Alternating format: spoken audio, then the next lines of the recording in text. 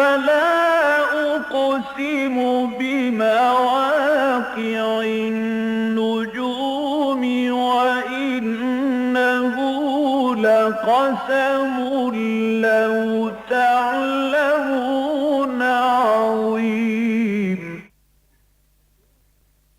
إنه لقرآن كريم في كتاب مكنون لا يمسه إلا المطهرون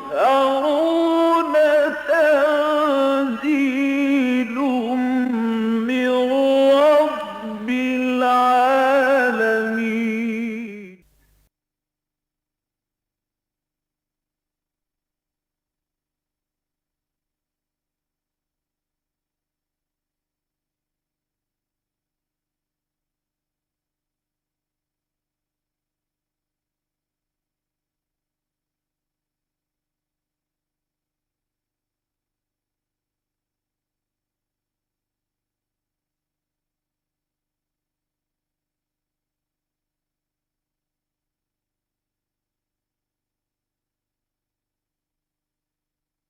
آج ہمیں سورہ آل عمران کی آیت نمبر 139 سے آگے بڑھنا ہے۔ اعوذ باللہ من الشیطان الرجیم، بسم اللہ الرحمن الرحیم۔ ولا تہنوا ولا تحزنوا وانتم الاعلون ان کنتم مؤمنین ان یمسسکم قرح فقد مس القوم قرح مثلہ وتلک الایام نداولها بین الناس وَلِيَعْلَمَ اللَّهُ الَّذِينَ آمَنُوا وَيَتَّخِذَ مِنكُمْ شُهَدَاءَ وَاللَّهُ لَا يُحِبُّ الظَّالِمِينَ وَلِيُمَحِّصَ اللَّهُ الَّذِينَ آمَنُوا وَيَمْحَقَ الْكَافِرِينَ أَمْ حَسِبْتُمْ أَن تَدْخُلُوا الْجَنَّةَ وَلَمَّا يَعْلَمِ اللَّهُ الَّذِينَ جَاهَدُوا مِنكُمْ وَيَعْلَمَ الصَّابِرِينَ وَلَقَدْ كُنتُمْ تَمَنَّوْنَ الْمَوْتَ مِن قَبْلِ أَن تَلْقَوْهُ فقد رأيتموه وأنتم تنظرون صدق اللہ العظیم۔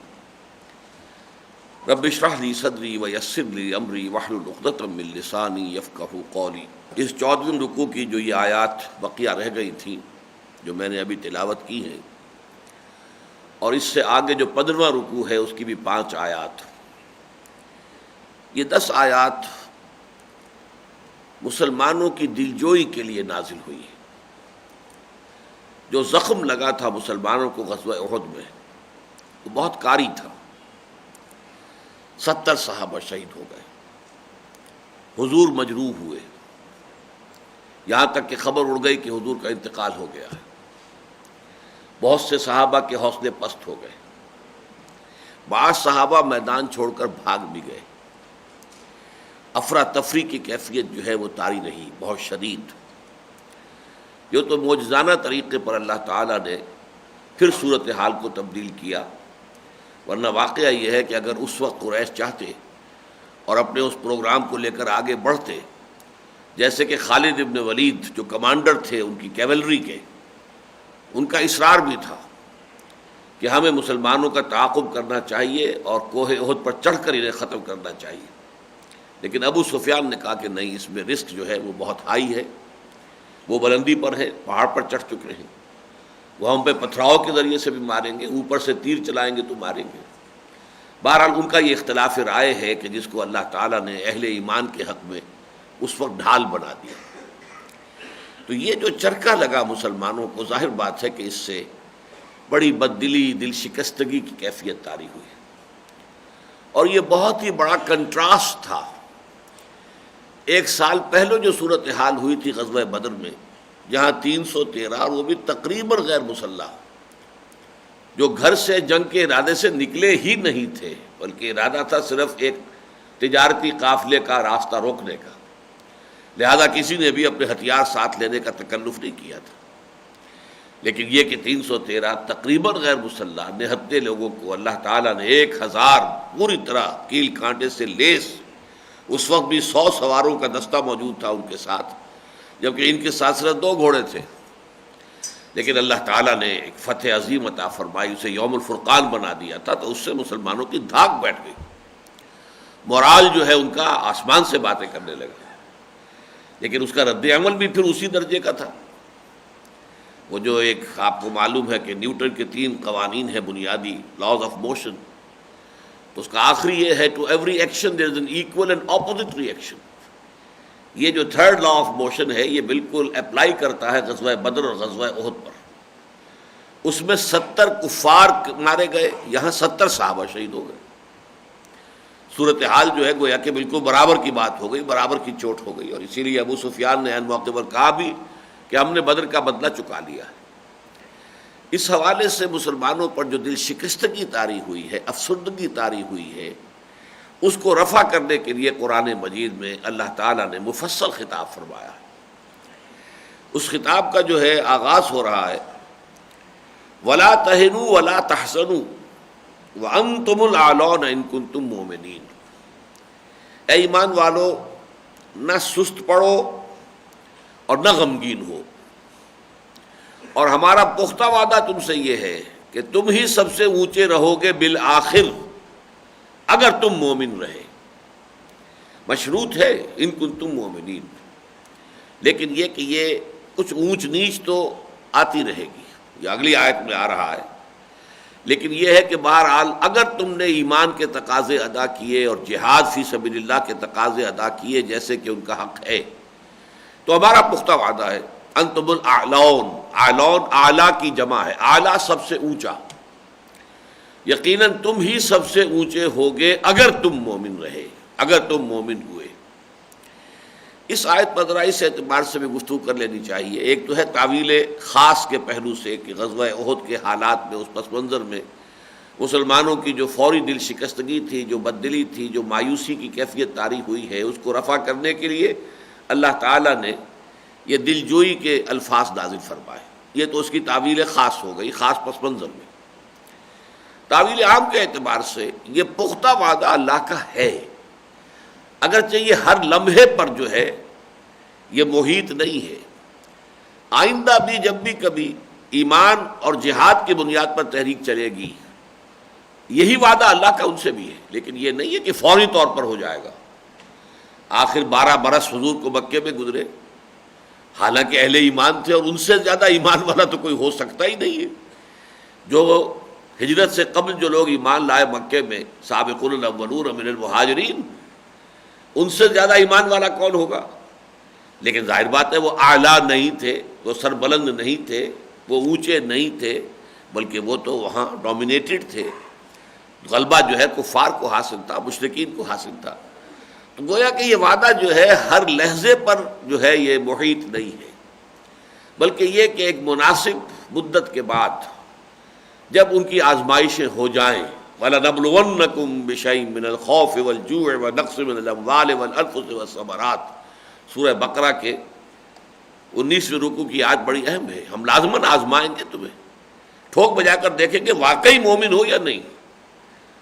ام حسبتم ان تدخلوا الجنہ، ابھی آیت آ جائے گی آگے، اور اس سے زیادہ گمبھیر الفاظ میں یہ آیت سورہ بقرہ میں آ چکی ہے، اور اس سے بھی پہلے سن 5 یا 6 میں سورہ عنکبوت میں آ چکی ہے۔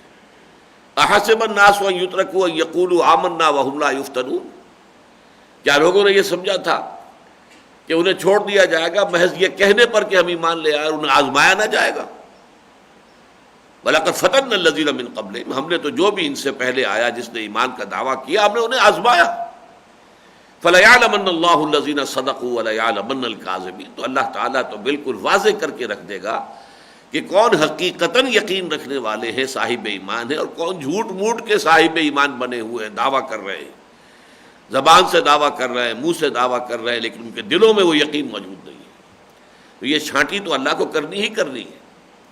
اس اعتبار سے اگر وہ شرطیں تم پوری کرو گے، ان امتحانات میں کامیابی سے گزر جاؤ گے، تو پھر وعدہ ہے پختہ اللہ کا کہ تم ہی سربلند ہوگے، تم ہی اونچے ہوگے۔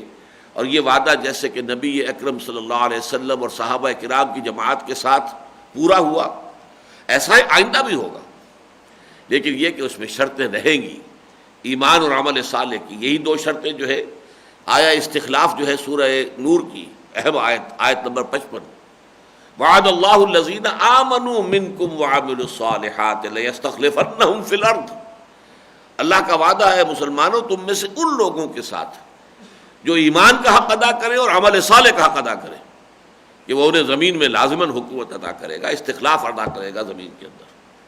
تو یہ شرطیں اپنی جگہ پر قائم رہتی ہیں۔ لہذا یہ آیت جو ہے اپنی تعویل عام میں بھی یہ نہیں ہے کہ صرف یہ صحابہ کرام سے کہا جا رہا ہے، یہ آئندہ بھی اپلیکیبل ہے، لیکن ہر لحظے کے لیے نہیں ہے یہ، بلکہ جب بھی کوئی دعوت اٹھے گی، جب بھی ان کے شرائط پورے ہو جائیں گے، جب کہ وہ امتحانات پاس کر لیں گے، ابتلاؤں آزمائشوں سے کامیابی کے ساتھ گزر چکیں گے، پھر اللہ کی نصرت لازماً آئے گی۔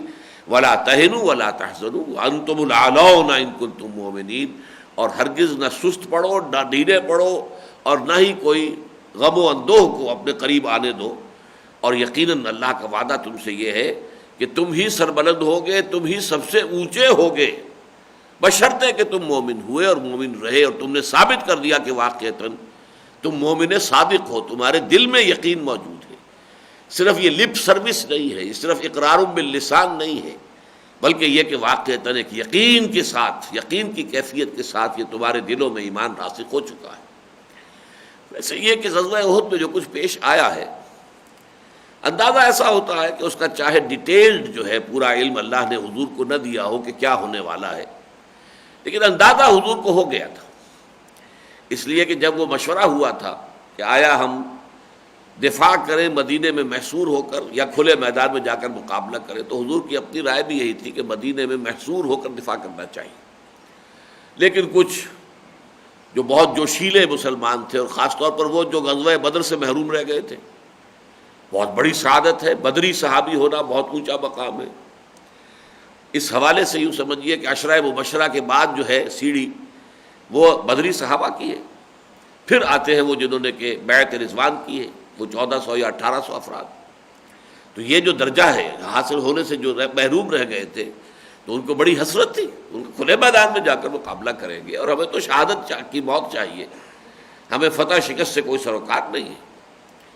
لہذا حضور نے فیصلہ ان کی رائے کو، ان کے جذبات کو مد نظر رکھتے ہوئے اپنی رائے پر ان کے رائے کو ترجیح دے دی، لیکن پھر جب آپ اپنے حجرے سے برآمد ہوئے تو آپ نے 2 زرہیں پہنی ہوئی تھی، اس سے ماتھا ٹھنک گیا صحابہ کا کہ مسئلہ کچھ غیر معمولی ہے، یہ آپ کی عام جو ہے عادت نہیں ہے۔ اور واقعہ یہ کہ سوچئے کہ اس کے بعد جو تلوار کا وار آپ پر پڑا تھا، جس سے کہ آپ کے خود کی 2 کڑیاں گھس گئی ہیں آپ کے رخسار مبارک کی کھڈی کے اندر، اس طور سے پیوست ہو گئی ہیں کہ انہیں کھینچنے کی کوشش کی گئی دانتوں سے پکڑ کر، تو دانت نکل گئے۔ اگر یہ خود نہ ہوتا تو یہ تلوار کا وار کس قدر کارگر ہوتا۔ تو معلوم ایسا ہوتا ہے کہ اندازہ تو حضور کو ہو گیا تھا صلی اللہ علیہ وسلم، اسی لیے آپ نے یہ احتیاط کیا۔ بلکہ اس سے بھی آگے بڑھ کر میں آج غور کر رہا تھا، جو ابتدائی میں نے خطاب کیا تھا آپ سے، کہ جس میں کہ میں نے جنگ احد کے کچھ حالات اجمالاً بیان کر دیے تھے، اس میں نے جو فوج کشی کا حضور نے پلان اختیار کیا وہ بھی بہت غیر معمولی تھا۔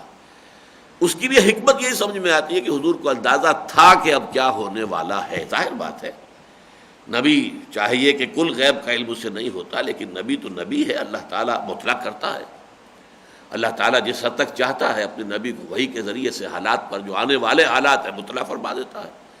حضور نے قیامت تک کے حالات کی پیشن گوئیاں کی ہیں، تو یہ ساری چیزیں جو ہیں یہ علم غیب اس معنی میں نہیں ہے کہ کل کا کل علم غیب جو ہے نبی کو حاصل ہوتا ہے، لیکن غیب میں سے کچھ حصہ ملتا ہے تبھی تو نبی بنتا ہے، ورنہ عام آدمی میں اور نبی میں فرق کیا ہے۔ تو اب دیکھیے، میں نے آپ کو بتایا تھا کہ قریش جب آ کر جو خیمہ زن ہوئے، انہوں نے اپنا پڑاؤ بنایا، تو اس طور سے کہ ان کے شمال میں احد ہے، اور پھر کچھ خالی جگہ چھوڑ کر، اور پھر جنوب میں جو ہے مدینہ منورہ ہے، تو فیس کر رہے ہیں مدینہ منورہ کو، یہ انہوں نے اپنا پڑاؤ بنا لیا۔ اب عام آدمی، اگر میں یا آپ بھی ہوتے اس وقت، تو یہ سوچتے کہ حضور جب آئے مدینے سے نکل کر، تو قریش کے سامنے جو ہے سفارہ ہونا چاہیے تھا، تاکہ مدینہ آپ کی پشت پر رہتا، کوئی مدد آ سکتی ہے، کوئی رسد آ سکتی ہے، تو وہ تو مدینے سے آ سکتی ہے نا۔ حضور نے بالکل برعکس معاملہ اختیار کیا، کنی کترا کر گئے ہیں، اور قریش کے پیچھے جا کر، قریش کے اور احد کے درمیان جا کر اپنی صف بندی کی ہے۔ لیکن یہ کہ اس کا نتیجہ کیا نکلا کہ غزوہ احد پشت پر آ گیا، حالانکہ مدینے کے اور مسلمانوں کے مابین تو لشکر کفار حائل ہے، ان کے مسلمانوں کے جنوب میں لشکر کفار، پھر اس کے جنوب میں مدینہ. لیکن اگر خدا نہ خواستہ وہ صورت ہوتی کہ مسلمان ہوتے مدینے کے اور قریش کے لشکر کے درمیان، اور اگر بھگدڑ بچتی تو کیا ہوتا؟ آگے کوئی رکاوٹ نہیں تھی، آگے تو کھلے میدان ہے، مدینے تک کوئی پناہ گاہ ہے ہی نہیں. ظاہر بات ہے کہ اس کی صورت میں تعاقب میں جب آتی کفار کی فوج تو سیدھے مدینے پہنچتی ہے. اور ظاہر بات ہے کہ ایک دفعہ شہری آبادی میں داخل ہونے کے بعد ایک فاتح فوج پھر جو کچھ کرتی ہے یہ دنیا میں ہر ایک کو معلوم ہے، جو کچھ وہ کرتی ہے. اور یہ تو کفار تھے، مسلمانوں کے ساتھ کیا کچھ کرتے اس کا آپ تصور کریں گے تو کہاں اٹھیں گے. لیکن حضور نے شکل دیکھیے کیا کی ہے، جا کر آپ نے احد کو اپنے پیچھے رکھا تاکہ جب وہ صورتحال پیش آئی ہے تو آپ فوراً احد کے اوپر چڑھ گئے. یہ احد پر چڑھنے ہی نے در حقیقت اس کو بچاؤ کیا ہے. جب حضور بھی، حالانکہ آپ مجروح تھے اور بہت آپ کمزور بھی تھے، خون بہت بہہ چکا تھا، بہرحال آپ بھی چڑھے ہیں اور بھی صحابہ اسی طریقے سے آپ کی، تو مسلمانوں کا لشکر جو ہے وہ احد کے اوپر چڑھ گیا. اب اس کے بعد جو ہے اختلاف رائے ہوا. کمانڈر ان چیف ابو سفیان تھے، بعد میں ایمان لے آئے، اس لیے ادب سے نام لے رہا ہوں. اس وقت تک کافر اور مشرک تھے. اور کیولری کے انچارج جو ہیں وہ خالد ابن ولید تھے، جو بعد میں سیف من سیوف اللہ بنے. تو دونوں جو ہے نیچے کھڑے ہیں، دامن احد کی گفتگو ہو رہی ہے. خالد ابن ولید کہتا ہے، کیا کہتے ہیں کہ ہمیں ان کا پیچھا کرنا چاہیے، تعاقب کرنا چاہیے، چڑھ کر ختم کر دینا چاہیے. اس معاملے کو اب یہاں سے یعنی ختم کیے بغیر ہمیں واپس نہیں جانا چاہیے. ابو سفیان بہت جہاں دیدہ آدمی تھے، بہت جہاں دیدہ. انہوں نے کہا نہیں، the risk is too high, اس میں اندیشہ بہت ہے، وہ اوپر ہے، بلندی پر ہے، وہ تو پتھراؤ بھی کریں گے تو بہت مؤثر ہو جائے گا. اور پھر یہ کہ اوپر سے تیر اندازی کریں گے تو بہت کیجولٹیز ہو جائیں گی. بس ہم نے جو بدر کا بدلہ لینا تھا وہ لے لیا، اب یہ ہے کہ اس کے بعد آئندہ پھر کبھی دیکھیں گے. چنانچہ وہاں سے واپس آ گئے. ورنہ واقعہ یہ کہ اس وقت مسلمان بہت دل شکستگی کے عالم میں تھے. اور آپ کو معلوم ہے بہت سے حضرات نے، حضرت عمر رضی اللہ تعالیٰ عنہ نے بھی تلوار پھینک دی تھی. جب یہ خبر ان تک پہنچی ہے کہ حضور جو ہے شہید ہو گئے تو انہوں نے تلوار پھینک دی کہ اب حضور کے بعد لڑنا کاہے کے لیے. لیکن بعض صحابہ کا معاملہ یہ رہا کہ اگر جس مقصد کے لیے حضور نے جان دے دی، اگر واقعی جان دے دی ہے تو ہم سب کو اب زندہ رہ کے کیا لینا ہے، اب ہمیں بھی اپنی جانیں اسی کام کے لیے دینی. تو یہ تو مختلف طرز عمل ہوتے ہیں. بعض حضرات زیادہ جذباتی ہوتے ہیں، بعض حضرات زیادہ حقیقت اور واقعیت پسند ہوتے ہیں. اس حوالے سے طرز عمل تھا. لیکن یہ کہ اس میں کوئی شک نہیں کہ انتشار عمومی ہو گیا تھا اور بھگدڑ بچی تھی. اور وہ بہت بڑی غلطی کہ جو وہاں پر 50 تیر انداز مقرر کیے گئے تھے، حضرت عبداللہ ابن جبیر بن نعمان انصاری دوسی بدری، یہ بدری تھے صحابی، ان کی سرکردگی میں، تو وہاں وہ 50 میں سے 35 یا 40 نے ان کی نافرمانی کی اور وہ مورچہ چھوڑ دیا. اور وہاں سے پھر خالد بن ولید جو ہے وہ اپنے رسالے کو لے کر ٹوٹ پڑا بیک سے. اور اس میں اب چکی کے 2 پارٹوں کے درمیان مسلمانوں کا لشکر آ گیا کہ ایک طرف جنوب میں ان کے جو ہے وہ کفار کا لشکر ہے جس کا کہ وہ پیچھا کر رہے تھے، وہ بھاگ رہے تھے اور یہ پیچھا کر رہے تھے. لیکن اب ان کی پشت کی طرف سے جو ہے وہ خالد ابن ولید کا رسالہ جو ہے وہ حملہ آور ہو گیا. تو اس سے بہرحال چرکا لگا ہے. اس چرکے سے جو بھی دل شکستگی، افسردگی کی کیفیت طاری ہوئی، اس پر یہ آیات نازل ہو رہی ہے. وَلَا تَهِنُوا وَلَا تَحْزَنُوا وَأَنْتُمُ الْأَعْلَوْنَ إِن كُنتُم مُؤْمِنِينَ. نہ سست پڑو، نہ کمزوری دکھاؤ، اور نہ ہی رنج اور غم کو اپنے قریب آنے دو. اور تم سے ہمارا پختہ وعدہ ہے کہ تم ہی سب سے اونچے رہو گے بالآخر، اگر تم واقعتاً مومن ثابت ہوئے. ان یمسسکم قرح فقد مس القوم قرح مثلہ. بڑی پیاری بات ہے. دیکھو مسلمانوں، آج اگر تمہیں زخم لگا ہے تو تمہارا دشمن، وہ قوم جو تمہاری دشمن ہے، مشرکین مکہ، انہیں بھی تو ایسا ہی چرکا لگ چکا ہے. کیا 70 ان کے نہیں مارے گئے تھے؟ اور تمہارے تو ظاہر بات ہے کہ جو بھی شہید ہوئے ہیں ان میں کوئی بہت زیادہ تعداد جو ہے وہ سرداروں کی نہیں ہے.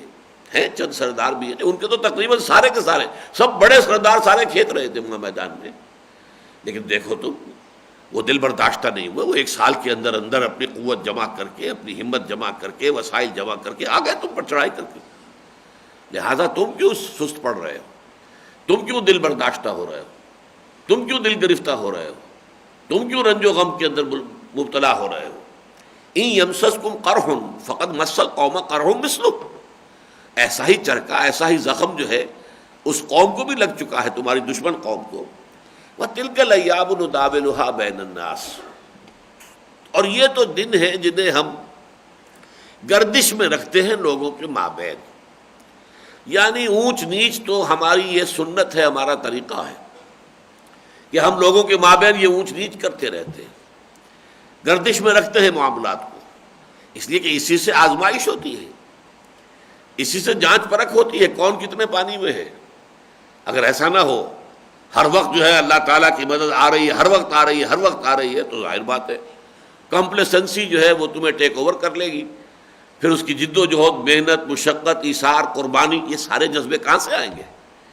وہ تو یہ کہ عالم واقعہ میں جو عالم اسباب ہے اس کے اندر رہتے ہوئے جد و جہد کرو گے، اور کبھی چرکا بھی کھاؤ گے، کبھی زخم بھی کھاؤ گے، تبھی تو واقعتاً ثابت ہوگا کہ تم میں سے کون واقعی صاحب ایمان ہے۔ تِلْكَ الْأَيَّامُ نُدَاوِلُهَا بَيْنَ النَّاسِ، اب یہاں پہ ایک محذوف ہے تاکہ ہم لوگوں کو آزمائیں۔ وَلَنَبْلُوَنَّكُمْ بِشَيْءٍ مِّنَ الْخَوْفِ وَالْجُوعِ، جو آیت سورہ بقرہ میں آ چکی ہے، اس کو یہاں پر سمجھیے کہ یہ مضمون محذوف ہے یہاں پر، اسی لیے حرف عطف سے آگے بات شروع کی، تاکہ اللہ تمہیں آزمائے۔ وَلِيَعْلَمَ اللَّهُ الَّذِينَ آمَنُوا، اور تاکہ اللہ تعالیٰ دیکھ لے، جان لے، لفظی ترجمہ تو ہوگا جان لے ان لوگوں کو جو واقعتاً صاحب ایمان ہیں، پتہ چل جائے کہ کون حقیقتاً صاحب ایمان ہے، کہ ان کے دلوں میں یقین والی کیفیت موجود ہے ایمان کی۔ یہ تو اللہ تعالیٰ کے علم میں آنا چاہیے، اللہ کے علم میں تو ہمیشہ ہر چیز ہے، لیکن اللہ ظاہر کر دینا چاہتا ہے، واضح کر دینا چاہتا ہے، مبرہن کر دینا چاہتا ہے، علم نشرح کر دینا چاہتا ہے، تاکہ سب دیکھ لے، ہر دیکھنے والی آنکھ دیکھ لے کہ کون ایمان کی کتنی گہرائی میں ہے، کون کتنے پانی میں ہے۔ وَلِيَعْلَمَ اللَّهُ الَّذِينَ آمَنُوا وَيَتَّخِذَ مِنكُمْ شُهَدَاءَ، اور تم میں سے کچھ کو اپنا گواہ بنا لے، شہید بنا لے، گواہ بنا لے۔ یہ مقام اس اعتبار سے قرآن مجید کا اہم ترین مقام ہے کہ صرف یہ ایک جگہ ہے پورے قرآن میں جہاں لفظ شہید اللہ کی راہ میں مقتول ہونے کے معنی میں لیا جا سکتا ہے، ورنہ یہاں بھی شہادت کا جو عام تصور ہے اللہ کا گواہ، لیکن یہاں نہیں، یہاں یہ مقتول فی سبیل اللہ کے معنی میں لیا جا سکتا ہے لفظ شہید، ورنہ پورے قرآن مجید میں اللہ تعالیٰ کی راہ میں قتل ہونے کے لیے لفظ قتل ہی آیا، شہادت کا لفظ کہیں نہیں آیا، سوائے اس ایک مقام کے جہاں امکان ہے۔ آپ کو معلوم ہے سورہ بقرہ کے بھی 19ویں رکوع میں وَلَا تَقُولُوا لِمَنْ يُقْتَلُ فِي سَبِيلِ اللَّهِ أَمْوَاتٌ، ہرگز نہ سمجھنا ان کو یا کہنا ان کو کہ جو اللہ کی راہ میں قتل ہو جائیں، یہاں شہید ہونے کا لفظ نہیں آیا۔ وَلَا تَقُولُوا لِمَنْ يُسْتَشْهَدَ فِي سَبِيلِ اللَّهِ أَمْوَاتٌ، ہرگز نہ یہ سمجھنا کہ جو بھی اللہ کی راہ میں شہید کر دیے جائیں، نہیں۔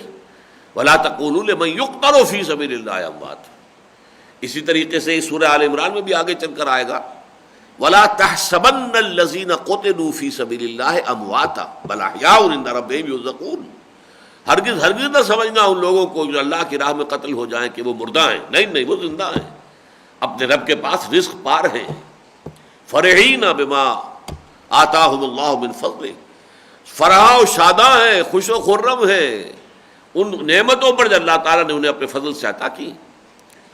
تو اللہ کی راہ میں قتل کے لیے بھی قرآن کا لفظ قتل ہی ہے، حدیث میں بھی بہت سے مقامات پر اللہ کی راہ میں قتل ہونے کے لیے اگرچہ لفظ شہادت کا بھی استعمال ہوا ہے، لیکن وہاں بھی ہم دیکھتے ہیں کہ حضور کی مشہور حدیث جو ہے لَوَدِدتُّ أَنْ أُقْتَلَ فِي سَبِيلِ اللَّهِ ثُمَّ أُحْيَا ثُمَّ أُقْتَلَ ثُمَّ أُحْيَا ثُمَّ أُقْتَلَ، اس میں قتل ہی کی گردان ہے کہ میری بڑی شدید خواہش ہے میں اللہ کی راہ میں قتل ہو جاؤں، پھر مجھے زندہ کیا جائے، پھر ایک مرتبہ اللہ کی راہ میں قتل ہونے کی لذت مجھے نصیب ہو، پھر مجھے زندہ کیا جائے، پھر ایک مرتبہ اللہ کی راہ میں قتل ہونے کی سعادت میرے حصے میں آئے۔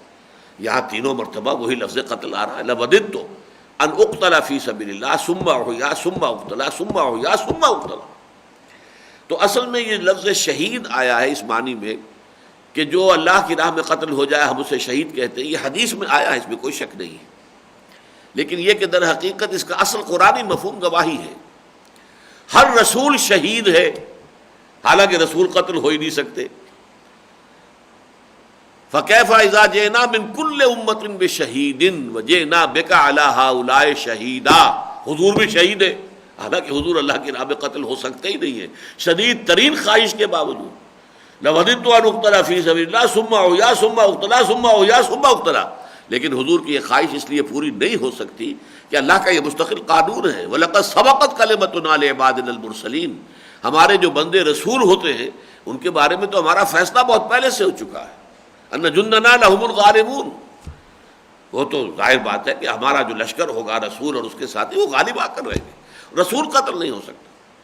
اس لیے حضور کی اتنی شدید خواہش جو ہے اللہ نے پوری نہیں کی، لیکن یہ کہ وہاں بھی لفظ جو آتا ہے وہ قتل ہی کا آتا ہے، حالانکہ آپ شہید ہیں۔ فَكَيْفَ إِذَا جِئْنَا مِن كُلِّ أُمَّةٍ بِشَهِيدٍ، یہ شہادت کا لفظ قرآن مجید کی اصطلاح میں آتا ہے کار رسالت کے لیے۔ رسول کھڑے ہو کر گواہی دیتا ہے، اللہ میں گواہی دیتا ہوں اللہ کے سوا کوئی معبود نہیں، میں گواہی دیتا ہوں کہ میں اللہ کا رسول ہوں، پھر وہ اپنے قول سے اپنے عمل سے اللہ کے دین کی گواہی دیتا ہے، انفرادی سطح پر اپنی زندگی میں گواہی دیتا ہے عملاً یہ ہے اللہ کا دین، دیکھو میں عمل کر کے دکھا رہا ہوں۔ اور حضور پر جو تکمیل ہوئی رسالت کی وہ اس اعتبار سے کہ وہ اجتماعی نظام بھی قائم کر کے دکھا دیا، دیکھو یہ ہے وہ نظام جو اللہ نے مجھے عطا کیا، آؤ دیکھ لو، یہ گواہی ہے۔ دے تو بھی محمد کی صداقت کی گواہی، یہ گواہی دینا ہے، اشہد ان لا الہ الا اللہ واشہد ان محمد رسول اللہ، یہ تو اسلام میں داخلے کے لیے شاہدرہ ہے، گواہی دے کر تو آپ داخل ہوتے اسلام میں، یہ ہے گواہی۔ اور یہی گواہی دینا جو ہے پوری دنیا پر اب یہ امت مسلمہ کا فرض منصبی ہے۔ جاہدوا فی اللہ حق جہادہ هو اجتباکم وما جعل علیکم فی الدین من حرج ملت ابراہیم هو سماکم المسلمین من قبل وفی ھذا لیکون الرسول شہیدا علیکم وتکونوا شہداء علی الناس۔ اب اللہ کی راہ میں جہاد کرو اپنے امکانی حد تک، تاکہ رسول تو گواہ بنے تم پر اور تم گواہی دے سکو پوری نوع انسانی پر۔ یہ دنیا میں جو عملی اور قولی گواہی دی جاتی ہے اسلام کی، اللہ کے دین کی، اس کا ظہور جو آخرت میں ہوتا ہے وہ اس شکل میں ہوتا ہے کہ وقت کا رسول وہ گویا کہ پروزیکیوشن وٹنس کی حیثیت سے عدالت خداوندی میں کھڑا ہوگا، سرکاری گواہ کی حیثیت سے، اے اللہ تیرا جو پیغام مجھ تک آیا تھا میں نے ان تک پہنچا دیا تھا۔ دیکھیے ایک رسول اور ان کی امت سامنے ہے، نوح ہے اور جو اس وقت کے لوگ ان کے تھے ان کی امت جن کی طرف انہیں بھیجا گیا موجود ہے، اے اللہ تیرا جو پیغام آیا تھا میں نے انہیں پہنچا دیا تھا۔ تب ان سے پوچھا جائے گا تمہیں پہنچا دیا گیا تھا؟ جی پہنچا دیا گیا۔ پھر اس کے بعد گردنیں جھک جائیں گی، ولیکن حق القول، اب تو اللہ تعالیٰ کا فیصلہ ان پر ثابت ہو گیا، گویا کہ وہ مجرم ثابت ہوئے اور ان کے اوپر اللہ کے عذاب کا فیصلہ ہو گیا۔ قیل ادخلوا ابواب جہنم خالدین فیہا وبئس مثوى المتکبرین، اسی طریقے سے حضور کو بلایا جائے گا اور آپ کی وہ اس وقت کی جو امت ہے جس کو کہ براہ راست آپ نے دین پہنچایا ہے، ان پر گواہی لی جائے گی آپ سے، اور یہ گواہی جب حضور دیں گے اس کا جو نقشہ ہوگا اس کی وجہ سے حضور کی آنکھوں سے آنسو رواں ہو گئے تھے۔ یہ سورہ النساء کی آیت نمبر 41 ہے، اور یہ بڑا پیارا واقعہ ہے سیرت کا کہ حضور نے ایک مرتبہ حضرت عبداللہ ابن مسعود سے فرمائش کی کہ مجھے قرآن سناؤ۔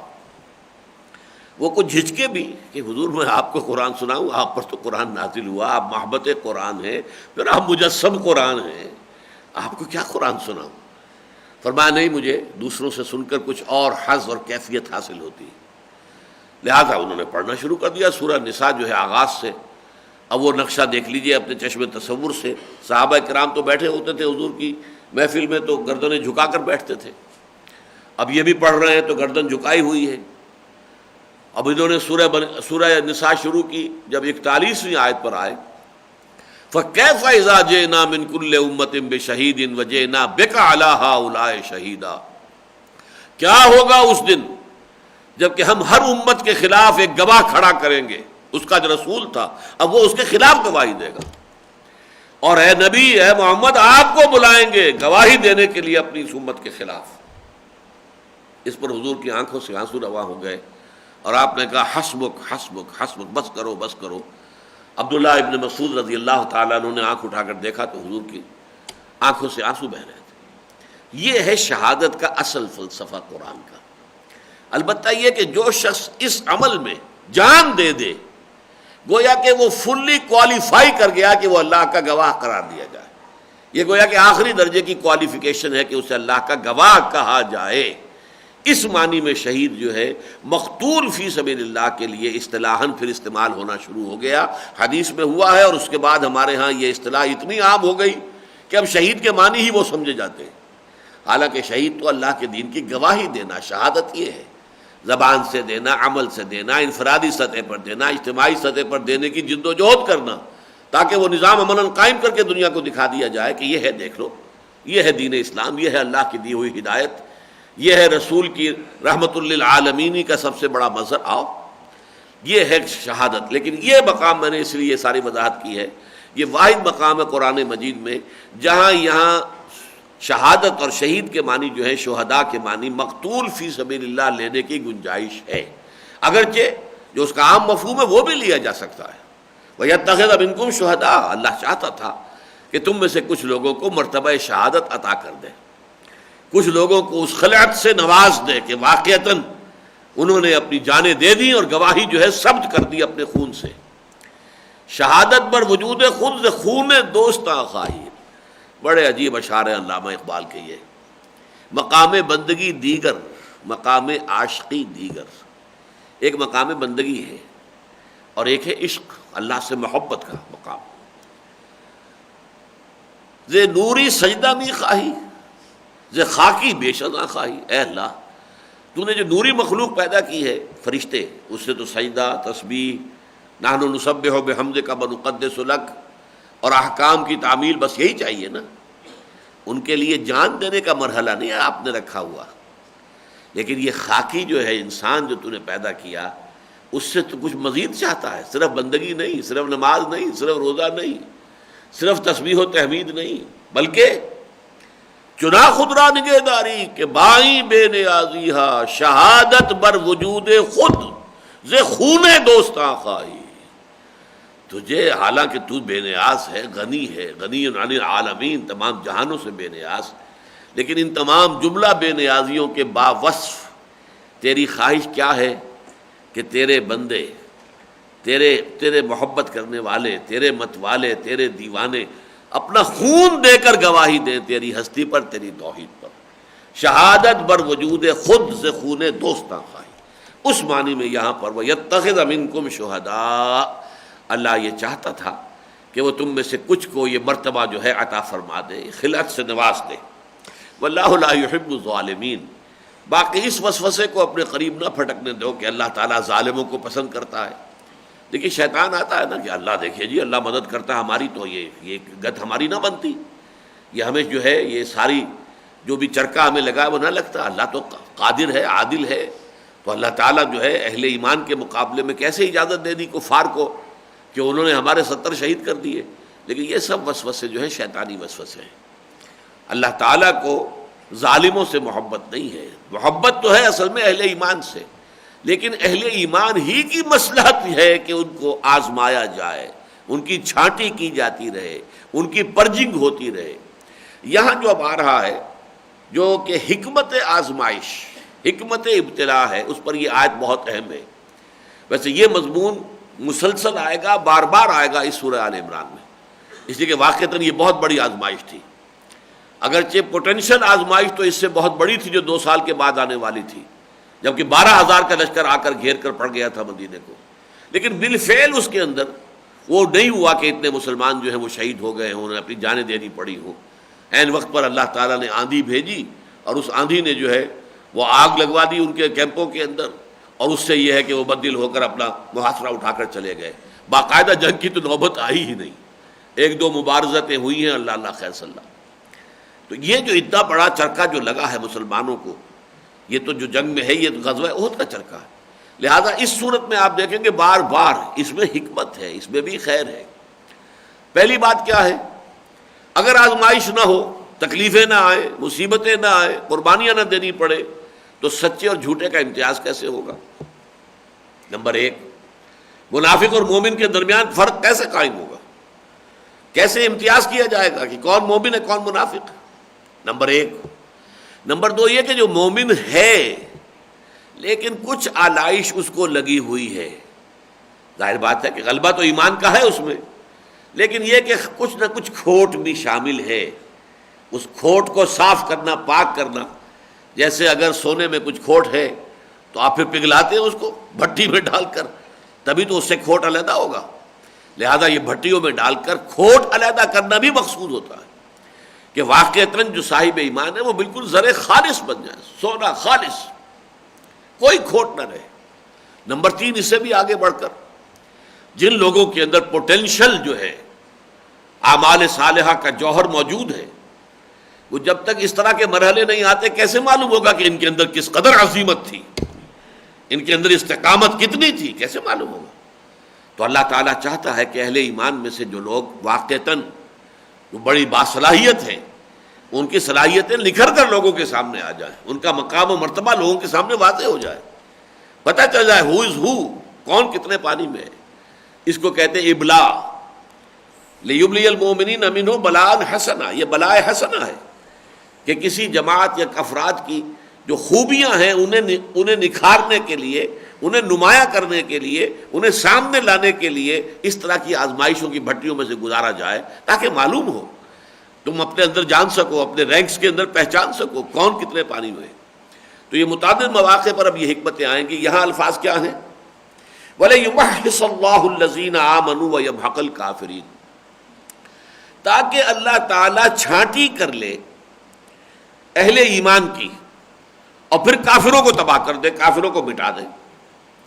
دیکھیے یہ تمحیص کا لفظ یہاں پر آیا، یمحصا، یا اردو میں ایک لفظ استعمال کرتے ہیں بحث و تمحیص. بڑی بحث تمحیص کے بعد معاملہ جو ہے یہ طے پا گیا. یہ کیا ہے بحث تمحیص کسے کہتے ہیں؟ عربی زبان میں بحث کہتے ہیں کریدنے کو. یہ جو کوا آتا ہے اور اپنی چونچ سے کریدتا ہے، شاید کوئی دانہ نکل آئے یہاں سے، کوئی گلدوں کا دانہ پڑا ہوا ہو، کوئی اور ہو، چنے کا دانہ پڑا ہو، تو یہ کریدنا جو ہے یہ بحث ہے. یہ سورہ مائدہ میں یہ لفظ آیا ہے کہ اللہ تعالیٰ نے جب وہ قابیل نے حابیل کو جو ہے قتل کر دیا، اس کے بعد اسے پتہ نہیں تھا کہ اب میں اس لاش کا کیا کروں، تو اللہ نے غراب ایک کوے کو بھیج دیا، یبحث فی الارض، وہ زمین میں وہ اپنی چونچ سے کرید رہا تھا. تو ایک بحث کے اندر آپ کریدتے ہیں جو مسائل ہیں ان کو اچھی طریقے سے، پھر چھانٹی سفٹنگ جو ہے، پھر چھانٹی کر دینا. چھاج کے اندر پھر آپ نے یہ کیا کہ بھوسا جو ہے وہ اڑ جائے اور دانے رہ جائیں. یہ سفٹنگ ہے تمحیص، یعنی علیحدہ علیحدہ کر دینا، بھوس علیحدہ ہو جائے، دانے علیحدہ ہو جائے، یہ ہے تمحیص. تو بحث و تمحیص، پہلے مسئلے کے مختلف پہلوؤں کو کرید لیا جائے، پوری طریقے سے بخیے ادھیڑ کے دیکھ لیا جائے، جسے آپ کہتے بھی ہیں کہ اس کے اندر یہ تنقیحات ہیں، ایشوز ہیں، انفالوڈ یہ ہے. مقدمات میں بھی جو خاص طور پر ہوتا ہے دیوانی مقدمہ، اس میں پہلے جو ہے ایشوز جو ہیں وہ فریم کیے جاتے ہیں. یہ گویا کہ تبحیث ہے، بحث ہے. اس کے بعد پھر ان کے اندر چھانٹی کی جاتی ہے. تو بحث و تمحیص، اللہ تعالیٰ چاہتا ہے کہ اہل ایمان کو چھانٹ لے، وہ علیحدہ ہو جائے. اور ان میں جو لوگ منافق تھے وہ علیحدہ ہو گئے، 300 ظاہر ہو گیا جو چلے گئے. جن میں کچھ کمزوری تھی وہ بھی ظاہر ہو گیا، بنو حارثہ، بنو سلمہ، عارضی طور پر تھوڑی سی کمزوری آئی تھی وہ بھی ظاہر ہو گیا. جنہوں نے خلاف ورزی کی اپنے کمانڈر کے حکم کی وہ بھی ظاہر ہو گیا. جو جمے رہے، حضرت عبداللہ ابن جبیر اور ان کے 10 یا 15 ساتھی جمے رہے، اور پہلے حملے میں تو وہی ہلاک ہوئے بیچارے. اس کے بعد ہی ظاہر بات ہے جب تک ان کی جان میں جان تھی انہوں نے خالد ابن ولید کے رسالے کو آگے نہیں آنے دیا. لیکن جب وہ سب کے سب ختم ہو گئے تو پھر اب اس کے بعد راستہ کھلا تھا. تو یہ جو ثابت قدم رہے وہ بھی معلوم ہو گیا. تو چھانٹی کرنا مقصود ہے. وَلَيُمَحِّصَ اللَّهُ الَّذِينَ آمَنُوا وَيَمْحَقَ الْكَافِرِينَ. اور پھر اللہ تعالیٰ جو ہے آخر میں ایک اور جگہ پر مقام آیا ہے کہ پھر اللہ تعالیٰ کوڑے کرکٹ کی جگہ طرح پورے کافروں کو جمع کرے گا اور آگ میں جھونک دے گا. ام حسبتم ان تدخلوا الجنہ، کیا تم نے یہ سمجھا تھا کہ جنت میں داخل ہو جاؤ گے؟ دیکھیے بالکل اسی مفہوم کی آیت قرآن مجید میں سورہ بقرہ میں آ چکی ہے.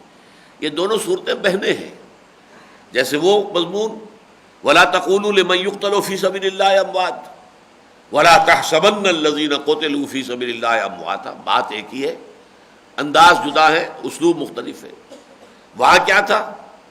ام حسبتم ان تدخلوا الجنہ ولما يأتكم مثل الذين خلوا من قبلكم مستهم البأساء والضراء وزلزلوا حتى يقول الرسول والذين آمنوا معه متى نصر الله ألا إن نصر الله قريب. بڑی عظیم آیتوں میں سے قرآن مجید. سورہ بقرہ کی تو اپنی ایک شان ہے، اسے ضربہ سلام کہا گیا ہے پورے قرآن کا. ہر چیز کا ایک ذروہ، ایک چوٹی ہوتی ہے، کلائمیکس ہوتا ہے. قرآن کا کلائمیکس سورہ بقرہ ہے. تو وہ مضمون جو وہاں اتنی طویل آیت میں آیا تھا، کیا تم نے یہ سمجھا ہے کہ تم جنت میں داخل ہو جاؤ گے؟ ابھی تو تم پر وہ مصیبتیں تو آئی ہی نہیں ہیں جو تم سے پہلوں پر آئی تھی. تم پر سختیاں آئیں، فاقے آئے، تکلیفیں آئیں، مصائب آئے، یہاں تک کہ وہ ہلا مارے گئے، زلزلوا، ہلا مارے گئے، جھنجھوڑ دیے گئے. حتی یقول الرسول والذین آمنوا معہ، یہاں تک کہ وقت کے رسول اور ان کے ساتھی اہل ایمان پکار اٹھے، چیخ اٹھے، متی نصر اللہ. اللہ تعالیٰ چیخیں نکلوا لیتا ہے پہلے، پھر اللہ کی مدد آتی ہے. حضور کی چیخیں نکلوا لی ہیں اللہ نے. یہ بعض لوگ جو ہیں شاید مجھ سے کہیں کہ گستاخی کا انداز اختیار کر رہا ہوں میں، چیخیں نکلوا لی. طائف کے روز چیخیں نکل گئی ہیں حضور کی صلی اللہ علیہ وسلم. اللہم الیک اشکو ضعف قوتی وقلت حیلتی وہوانی علی الناس الی من تکلنی الی بعید یتجہمنی اور الی عدو ملکت امری. اے اللہ تیری جناب میں فریاد لے کر آیا اپنی قوت کی کمی کا، اپنے مسائل کی کمی کا، اور جو لوگوں میں بے عزتی ہو رہی ہے، رسوائی ہو رہی ہے، رسوا سرے بازارے آشوق ستمگارے، یہ طائف کی گلیاں، اور تیرا رسول، تیرا محبوب، اور پتھراؤ ہو رہا ہے اس کے اوپر، جسم لہو لہان ہو رہا ہے اس کا. اب وہ بیٹھ جاتا ہے ذرا تو دو غندے آتے ہیں اٹھا کر، ایک اس بغل میں ہاتھ ڈالتا ہے، ایک اس میں، چلے جاؤ نکلو یہاں سے. یہ حال، یہ بے عزتی، یہ توہین. الی من تکلنی، اے اللہ مجھے کس کے حوالے کر دیا ہے. الی بعید یتجہمنی، کیا وہ دور کا دشمن جو میرے اوپر جو ہے ہجوم کر رہا ہے اور جو چاہتا کر رہا ہے. اور الی عدو ملکت امری، کیا میرا معاملہ دشمن کے حوالے کر دیا، سپرد کر دیا کہ جو چاہے میرے ساتھ کر گزرے. بتائیے یہ چیخیں نہیں ہے تو کیا ہے؟ فریاد کی انتہا ہے. ہاں لیکن اس کے بعد تسلیم و رضا بھی ہے. ان لم یکن علی غضبک فلا ابالی، لیکن اے اللہ اگر تو ناراض نہیں ہے تو مجھے کوئی پرواہ نہیں. سب تسلیم خم ہے جو مزاج یار میں آئے. مجھے اندیشہ یہ کہ تو ناراض تو نہیں ہو گیا، یہ کہیں تیری ناراضگی کے مظاہر تو نہیں ہے. وہ جو سورہ والضحیٰ میں آیا ہے، اللہ تعالیٰ نے آپ کو چھوڑا نہیں ہے. ما ودعک ربک وما قلی. اس وقت یہ ہے کہ ذرا سا وحی میں وقفہ ہو گیا تھا جس سے حضور کو اندیشہ ہوا، اور کافروں نے تانے دینے شروع کر دیے. معلوم ہوتا ہے محمد تمہارا شیطان تمہیں چھوڑ گیا، بس خلاص. یہ تو صورتحال اس وقت ام جمیل نے خاص طور پر کہا تھا. تو والضحیٰ واللیل اذا سجی ما ودعک ربک وما قلی. تو اس موقع پر بھی شاید یہ دل میں خیال آیا ہو کہ کہیں اللہ ناراض ہو گیا، اس نے میرا ساتھ چھوڑ دیا، مجھے دشمنوں کے حوالے کر دیا. نہیں. پھر وہ فرشتہ حاضر ہوا ہے اور اس نے کہا کہ اللہ نے مجھے بھیجا، میں ملک الجبال ہوں، ان پہاڑوں کے اوپر میرا حکم چلتا ہے. اگر آپ فرمائیں، اللہ کا حکم ہے کہ اگر آپ کہیں تو میں ان پہاڑوں کو ٹکرا دوں آپس میں، جن کے درمیان یہ شہر جو ہے طائف آباد ہے، یہ پس کر سرما بن جائے لوگ. آپ نے فرمایا نہیں. کیا عجب کہ اللہ تعالیٰ ان کی آئندہ نسلوں کو ہدایت دے دے. یہ آپ کی عظیمت کا کوہ ہمالیہ ہے. بہرحال یہ جو میں کہہ رہا تھا چیخیں نکلوا دینا. وقال حتی یقول الرسول والذین آمنوا معہ متی نصر اللہ، یہاں تک کہ وقت کے رسول اور ان کے ساتھی اہل ایمان چیخ اٹھے، پکار اٹھے کہ اللہ کی مدد کب آئے گی. تب انہیں کہا گیا، بشارت دی گئی، الا ان نصر اللہ قریب. وہی آیت یہاں مختصر ہے. ام حسبتم ان تدخلوا الجنۃ ولما یعلم اللہ الذین جاہدوا منکم ویعلم الصابرین. کیا تم نے یہ سمجھا تھا کہ جنت میں داخل ہو جاؤ گے؟ ابھی تو اللہ نے دیکھا ہی نہیں ہے کہ تم میں سے کون ہے جو واقعی جہاد کا حق ادا کرنے والے ہیں. ابھی تو یوں سمجھیے کہ ستاروں سے آگے جہاں اور بھی ہے، ابھی عشق امتحان اور بھی ہے. ابھی 2 سال کے بعد تو تمہاری جان جو ہے ہنسلی تک پہنچ جائے گی، اور تمہارے جو منافقین ہیں ان کے منہ پر ان کا نفاق آ جائے گا، چھپا ہوا جو دلوں میں تھا، اور وہ کہہ اٹھیں گے کہ ما وعدنا اللہ ورسولہ الا غرورا.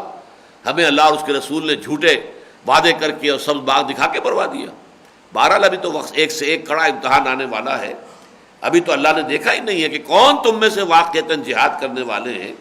وَيَعْلَمَ الصَّابِرِينَ، اور اللہ جو ہے وہ تو پوری طرح واضح ہو جائے گا، اور ابھی تک اس نے یہ بات واضح نہیں کی ہے کہ کون ہے صبر کرنے والے. اب یہاں ذرا ایک جملہ جو ہے تھوڑا سا تعریض کا انداز ہے، خاص طور پر وہ جو لوگ بہت جوش کے ساتھ کہہ رہے تھے کہ ہمیں تو شہادت چاہیے. وَلَقَدْ كُنْتُمْ تَمَنَّوْنَ الْمَوْتَ مِنْ قَبْلِ أَنْ تَلْقَوْهُ۔ دیکھو مسلمانوں، تم موت کی تمنا، اب یہ نہ سمجھیے کہ یہ تمام مسلمانوں سے خطاب ہے، معاذ اللہ، وہ لوگ جو ذرا زیادہ جوشیلے، اور یہ ایک کہاوت ہمارے ہاں ہے، تھوتھا چنا باجے گھنا، جن میں کم ہوتی ہے چیز وہ کچھ زیادہ اچھلتے کودتے ہیں، جیسے کہ برتن خالی ہو تو اس کی آواز زیادہ آتی ہے، اسی طریقے سے معلوم ہوتا ہے کچھ لوگ تھے جنہوں نے بہت بڑھ چڑھ کر ہمیں تو شہادت کی بس موت چاہیے، ہمیں تو کچھ کوئی غرض نہیں ہے، تو فرمایا وَلَقَدْ، وہ لوگ ہیں اصل میں، خطاب جو ہے اس کا روح سخن ان لوگوں کی طرف ہے۔ وَلَقَدْ كُنْتُمْ تَمَنَّوْنَ الْمَوْتَ مِنْ قَبْلِ أَنْ تَلْقَوْهُ، اور تم موت کی تمنائیں کر رہے تھے اس سے پہلے کہ اس سے ملاقات کرو۔ یہ موت بہت ہی قریب شے ہے، موت کوئی آسان مرحلہ نہیں ہے، یہ کوئی پھولوں کی سیج نہیں ہے۔ من قبل ان تلقاؤ، اس سے ملاقات سے قبل تو تمہاری بڑی آرزویں ہیں، اور تمہاری زبان پر آرزو شہادت اور ذوق شہادت اور جوش شہادت، شہادت ہے مطلوب و مقصود مومن، نہ مال غنیمت نہ کشور کشائی۔ حالانکہ واقعہ یہی ہے کہ جن کے اندر ظرف زیادہ ہوتا ہے اتنا ہی وہ خاموش ہوتے ہیں، جس کا جتنا ظرف ہے اتنا ہی وہ خاموش ہے۔ یہ جو زبان پہ آتا ہے انہی کے کہ جن کے اندر ظرف جو ہے کم ہوتا ہے اور وہ اچھل پڑتا ہے، جیسے برتن میں سے پانی جو ہے چھلک پڑے۔ وَلَقَدْ كُنْتُمْ تَمَنَّوْنَ الْمَوْتَ مِنْ قَبْلِ أَنْ تَلْقَوْهُ فَقَدْ رَأَيْتُمُوهُ، تو اب تم نے دیکھ لیا ہے موت کو، وَأَنْتُمْ تَنْظُرُونَ، آنکھوں میں آنکھیں ڈال کر، اب یہ موت تمہارے سامنے آئی، جان پر بن گئی تھی۔ صورتحال تو واقعتاً انتہائی شدید ہو چکی تھی۔ وہ تو جو بھی اللہ تعالیٰ نے اپنا فضل کیا ہے، اور ابو سفیان کی جو بھی اس وقت کی جو بھی آپ اسے کہیں، اس نے بہرحال اسی کے اندر مصلحت سمجھی کہ بس یہیں تک ہم نے اپنا بدلہ چکا لیا ہے، یوم بدر کا بدلہ جو ہے یوم احد ہو گیا، اس سے زیادہ پھر آگے بعد میں کبھی نپٹیں گے، اب اس وقت اس سے آگے نہیں۔ تو اللہ تعالیٰ نے جو ہے اس طریقے سے مسلمانوں کو بچا لیا۔ وما محمد الا رسول، اور یہ چونکہ اسی دوران میں یہ مشہور ہو گیا تھا کہ محمد صلی اللہ علیہ وسلم قتل ہو گئے، شہید ہو گئے، تو بعض لوگوں کا طرز عمل، جن میں حضرت عمر جیسے لوگ بھی شامل ہیں رضی اللہ تعالیٰ عنہ، انہوں نے اپنی تلوار پھینک دی۔ جب حضوری کا انتقال ہو گیا تو اب کیا فائدہ جنگ میں جاری رکھنے کا؟ حالانکہ بعض صحابہ نے اسی موقع پر کہا کہ اگر حضور کی جان دے دی ہے تو پھر ہم نے زندہ رہنے کا کیا فائدہ، پھر ہمیں بھی جان اسی مقصد کے لیے دے دینی چاہیے، اور زیادہ جوش و خروش کے ساتھ وہ آگے بڑھے۔ تو بہرحال مختلف جو ہے طبائع، ان کا جذباتی رد عمل مختلف ہو جاتا ہے۔ حضرت عمر، اس میں تو کوئی شک نہیں ہے کہ جذبات کا پہلو ان کی شخصیت میں غالب تھا۔ تو فرمایا وما محمد الا رسول، یہی حضرت عمر کی جذباتیت اس وقت ظاہر ہوئی جب حضور کا بالفعل انتقال ہوا ہے۔ اس وقت بھی حضرت عمر تلوار اپنی ننگی کر کے کھینچ کر میان سے بیٹھ گئے تھے، جو بھی حضور کا در مبارک تھا۔ کسی نے کہا کہ محمد کا انتقال ہو گیا تو گردن اڑا دوں گا۔ وہ تو حضرت ابو بکر پھر آئے ہیں اور سیدھے چلے گئے، اس لیے کہ بیٹی کا حجرہ تھا جس میں حضرت جو حضور صلی اللہ علیہ وسلم جو ہے ان کا انتقال ہوا حضرت عائشہ کے حجرے میں، تو وہاں تو کوئی رکاوٹ نہیں تھی، سیدھے گئے۔ آپ کے پیشانی پر سے، چہرے پر سے چادر ہٹائی، بوسہ دیا، پھر باہر آ کر کہا یہ آیت جو اب ہم پڑھ رہے ہیں، وما محمد الا رسول، اور کہا من کان یعبد محمدا فإن محمدا قد مات، جو شخص محمد کی بندگی اور عبادت کرتا تھا وہ سن لے محمد کا انتقال ہو گیا۔ ومن کان یعبد اللہ فإن اللہ حی لا یموت، اور جو کوئی بندگی اور اطاعت اور عبادت کرتا تھا اللہ کی، وہ مطمئن رہے کہ اللہ تعالی ہمیشہ زندہ رہنے والا ہے، جس پر کبھی موت طاری نہیں ہوگی۔ تو حضرت عمر نے اس وقت کہا کہ مجھے محسوس ہوا کہ یہ آیت اسی وقت نازل ہوئی ہے، یعنی ذہن سے اس وقت اس طرح اوجل ہو گئی تھی یہ آیت کہ اب جو حضرت ابو بکر نے کوٹ کی ہے تو انہوں نے محسوس کیا کہ جیسے شاید ابھی نازل ہوئی، وہ ہے یہ آیت وما محمد الا رسول، اور محمد کچھ نہیں ہے سوائے اس کے کہ اللہ کے ایک رسول ہے، قد خلت من قبلہ الرسل، ان سے پہلے بہت سے رسول گزر چکے، نوح سے لے کر محمد تک۔ ایک روایت کے مطابق علی صاحب الصلاۃ والسلام 313 رسول آئے، 1.25 لاکھ نبی آئے۔ وما محمد الا رسول قد خلت من قبلہ الرسل، ان سے پہلے بہت سے رسول گزر چکے. افہم ماتا و قتلا، تو کیا اگر وہ ان کا انتقال ہو جائے یا وہ قتل ہو جائے، یہاں پھر دیکھیے قتل کا لفظ قتل ہی آیا ہے، شہادت کا لفظ نہیں آیا. افہم ماتا و قتلا، کیا اگر وہ بالفرض ان کا انتقال ہو جائے، انتقال تو ہونا ہی ہونا ہے، یا قتل ہو جائے بالفرض، اگرچہ قتل وہ نہیں ہو سکتے، لیکن یہ کہ یہاں تو اصولی بات کی جا رہی ہے.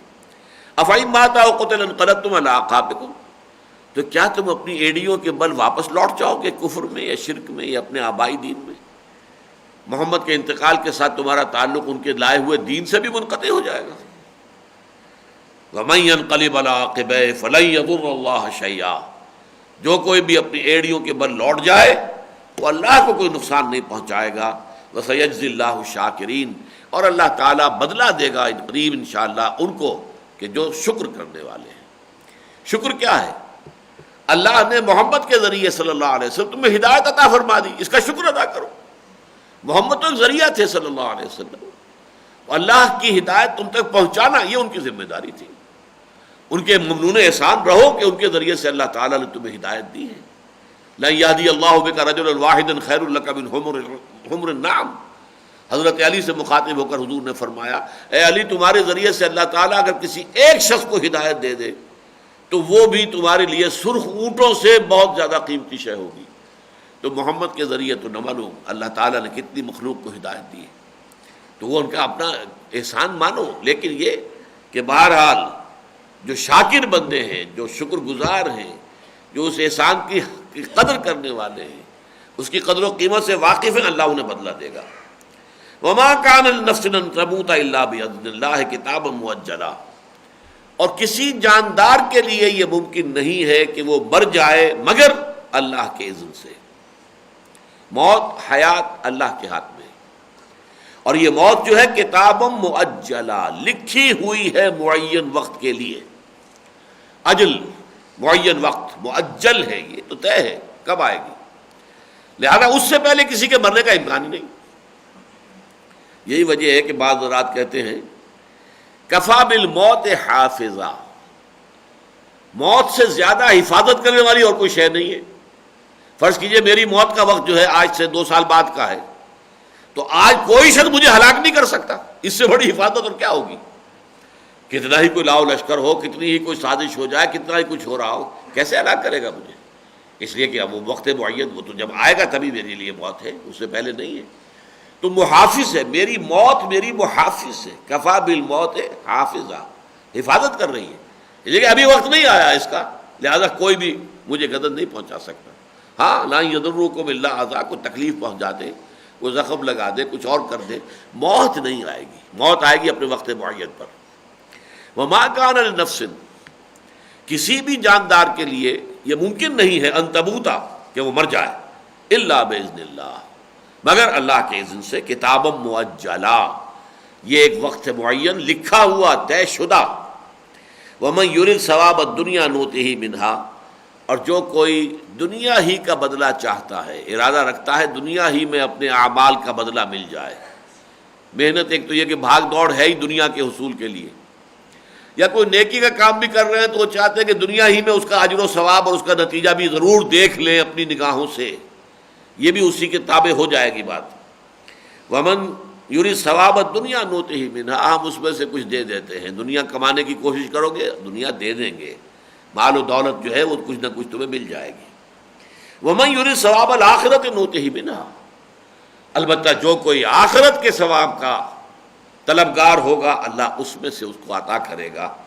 وسنجزی الشاکرین، دوبارہ پھر وہی آیا، اور یقیناً ہم بدلہ دیں گے اپنے احسان مند، اپنے احسان ماننے والوں اور احسان کی قدر کرنے والے لوگوں کا، شکر گزار لوگوں کا.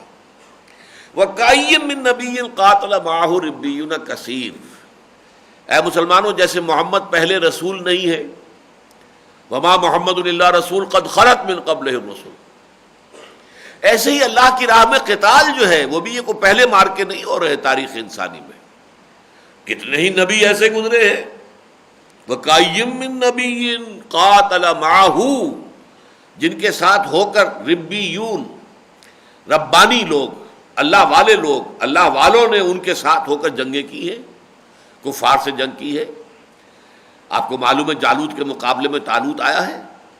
بہرحال ساری جنگیں تو قرآن مجید میں ریکارڈڈ نہیں ہیں، لیکن جنگیں تو بہت ہوئی ہیں. کَأَيٍّ مِّن نَبِيٍّ قَاتَلَ مَعَهُ رِبِّيُّونَ كَثِيرٌ.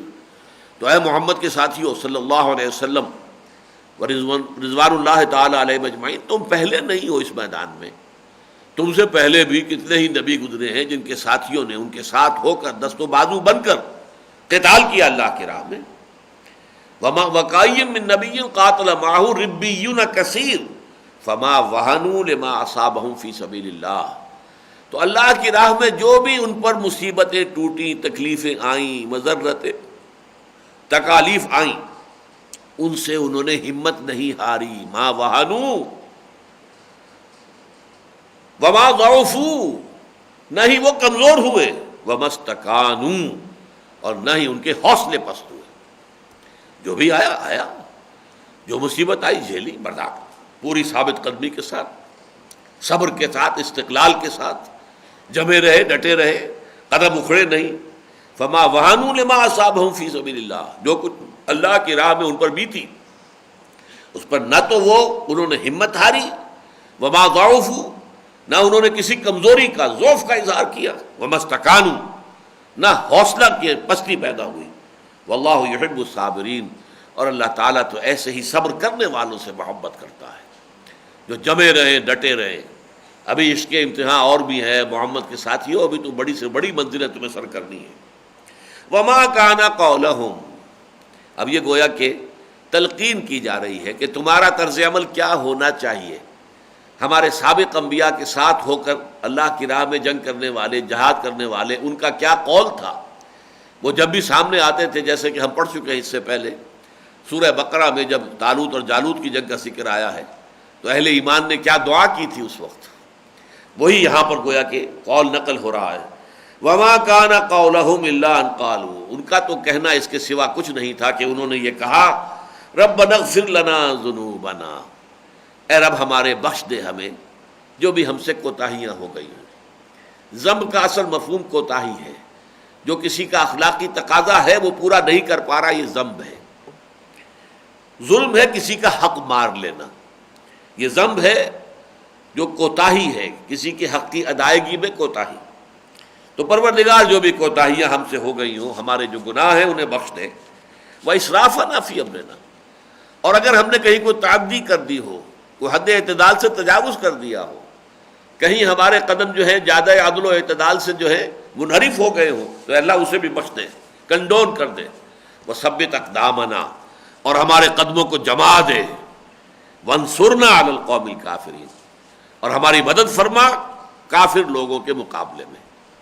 یہ دعا اجمالاً یہ دعا جو ہے سورہ بقرہ میں بھی آ چکی ہے، اور یہاں ذرا مزید شر و بست کے ساتھ آئی ہے.